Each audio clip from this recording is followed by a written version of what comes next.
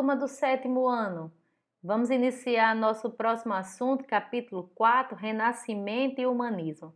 Eu já quero começar a nossa aula pedindo que você preste atenção a essas duas palavras apresentadas aí no capítulo 4. Renascimento. Ora, pessoal, renascimento tem a ver com nascimento, porém um renascer. Algo que já estava nascido, né? Vamos dizer assim, e precisou se entrar em destaque. E humanismo, uma palavra tão utilizada nos dias de hoje, mas que nós vamos conhecer de uma forma diferente dessa palavra. Vamos lá, né? Olha só, livro na mão, né? O contexto diz o seguinte: vimos que, a partir do século XI, a Europa Ocidental passou por uma série de mudanças importantes. Uma delas foi o aumento da produção de alimentos por causa da expansão das áreas agrícolas e da utilização de novas técnicas de cultivo da terra. Com o aumento da produção de alimentos, as pessoas passaram a viver mais e a ter mais filhos, o que levou a um aumento crescente da população. Ao mesmo tempo, ocorreu também o crescimento do comércio com o Oriente, o aparecimento das feiras, das casas bancárias e o revigoramento das cidades. Mercadores circulavam pela Europa em suas caravanas, levando e trazendo mercadorias de diferentes partes do mundo. Os banqueiros trocavam moedas, os donos de navio aumentavam sua frota. A burguesia, mercadores, banqueiros e donos de navios, enriquecida, buscavam prestígio social e político correspondente à sua riqueza material. Medir, calcular, pesar, experimentar e projetar. Operações essenciais ao sucesso das atividades mercantis tornaram-se práticas e conhecimentos socialmente apreciados. Essas mudanças todas que vinham ocorrendo na Europa desde o século XI criaram as condições materiais para o surgimento do Renascimento, um movimento cultural intenso que começou no século XIV nas cidades italianas e se propagou por várias regiões da Europa. Vamos compreender aqui esse contexto. Como fala o texto, nós precisamos entender que desde o século XI a Europa vem se transformando, se modernizando. E nós vimos no capítulo anterior justamente essas transformações. A produção de alimentos gerou a produção, gerou um aumento maior de especificações de trabalho, as pessoas passaram a viver mais, a ter mais filhos, um crescimento da população, essas pessoas ficam ociosas em determinado momento e começam a desenvolver outras atividades.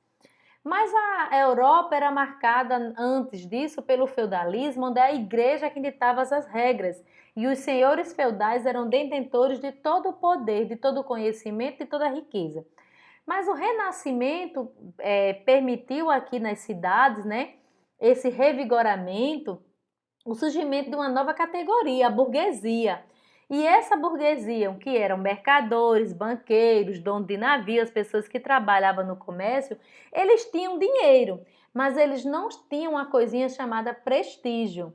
É como aquela piadinha, tô pagando. Tudo bem, né, pessoal? Às vezes você até paga, mas você não tem um nome lorde, um prestígio. Daí então, esses mercadores, essa burguesia, ela começou a incentivar a ideia, a propagação da ciência, a busca pelo conhecimento, para que também pudesse usufruir desse renascimento.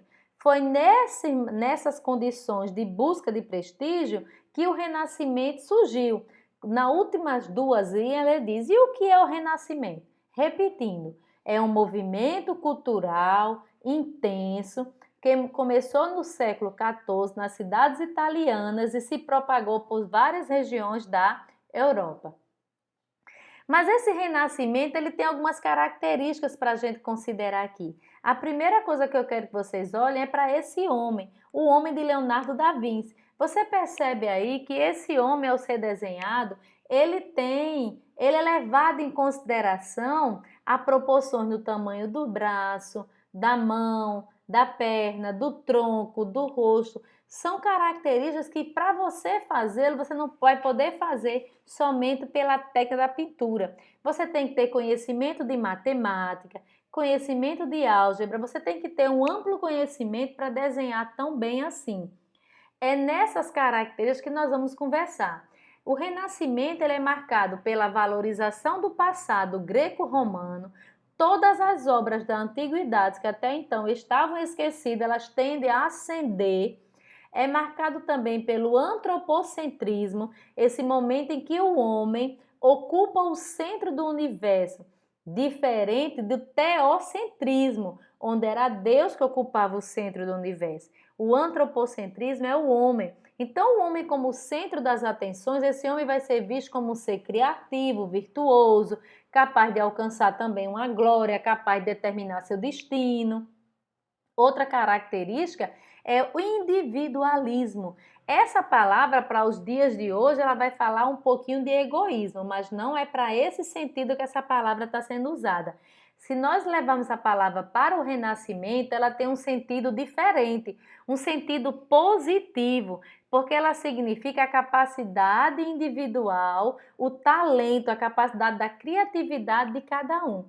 E por último, uma nova visão do tempo. O tempo que antes era determinado pelo nascer e o pôr do sol, agora é diferente. O tempo aqui é um objeto de benefício próprio.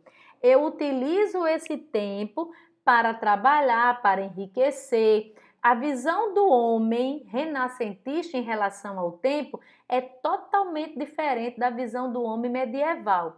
E nessa diferença, a igreja que condena a questão do lucro, da usura, o homem aqui renascentista ele vai praticar, porque ele compreende que com esse tempo ele ganha dinheiro, né? Então nós temos características que marcam esse renascimento. Se nós formos falar um pouquinho do humanismo, que é aquela palavra que lá no início eu pedi que vocês tivessem atenção, ele diz assim, ó: no ambiente de grande efervescência cultural que caracterizava o Renascimento, surgiu o humanismo, movimento intelectual que propunha o estudo dos autores antigos, gregos e romanos, para, a partir deles, construir um novo conhecimento do homem e do mundo. Os humanistas traduziram e divulgaram os textos dos antigos e, com base neles, aprofundaram o conhecimento de línguas, literatura, filosofia, história e matemática. Os humanistas rejeitavam a cultura dominante fortemente influenciada pela Igreja e pelos manuais de textos medievais. Mas isso não quer dizer que eles eram ateus. Na verdade, eram cristãos, mas queriam reinterpretar as mensagens da Bíblia com base nos ideais da antiguidade. Ideais esses que valorizavam o indivíduo, sua liberdade e sua participação na vida das cidades. Então, pessoal, o humanismo, nesse movimento intelectual, ele vai valorizar por demais essa característica dos gregos e dos romanos, que ficou esquecida, ficou abandonada no período medieval. Trazer à cena tudo isso é trazer, é resgatar, é renascer, é revigorar esse conhecimento. E aí o Renascimento traz algumas técnicas muito consideradas, né? Primeiro, que essas técnicas eles não ficam somente para alguns, eles vão atingir aí os arquitetos, escultores, pintores, né? São pessoas que têm a habilidade e o uso da arte na sua veia. E agora somada às técnicas, à questão da matemática, da ciência, ele vai melhorar. O que é que nós começamos a ver aí de grande diferencial no Renascimento? O realismo na representação da figura humana. O homem agora é pintado, é representado como dentro da sua realidade. Mas para isso é necessário o estudo da geometria, da anatomia, da matemática, para que pudesse haver harmonia e expressividade nessas pinturas. Mas tem também a iniciativa do próprio artista, o que ele vai chamar de autorretrato. E o que seria esse autorretrato? Cada artista ele começa a deixar a sua marca numa obra. E aí a sua marca é seu autorretrato. Muito antes de você ler o nome do artista, pela obra você já conhece. Um exemplo, pessoal, Romero Brito. Romero Brito usa cores muito fortes, usa um pouco do cubismo. Então, quando você vê uma obra de arte de Romero Brito, você às vezes nem lê o nome de Romero, mas já sabe que é dele. Isso é uma característica do renascimento cultural. Outro ponto aí é o domínio da perspectiva, essa técnica de você colocar no plano a ideia de profundidade. Nós olhamos às vezes para uma tela e sabemos que a tela é como uma folha de caderno, é plana, mas a gente consegue perceber quem está mais próximo e quem está mais distante, essa profundidade. Às vezes essa tela pode ser a representação de uma pessoa numa janela. E aí, no fundo da janela, você vê a árvore, você vê o sol. Essa profundidade é um domínio da perspectiva, é uma técnica característica do renascimento. Por último, pessoal, nós temos a nossa atividade da semana. É um texto que está na página 67, conceito e preconceito. Após a leitura do texto, vocês devem responder as questões A, B, C e D. Não vai ser difícil, porém vocês precisam ler com calma, interpretar o texto. Se tiver dúvida, me pergunta, mas eu espero que vocês façam da melhor maneira possível. Tenham uma boa semana, bons estudos e até breve quando tudo isso passar.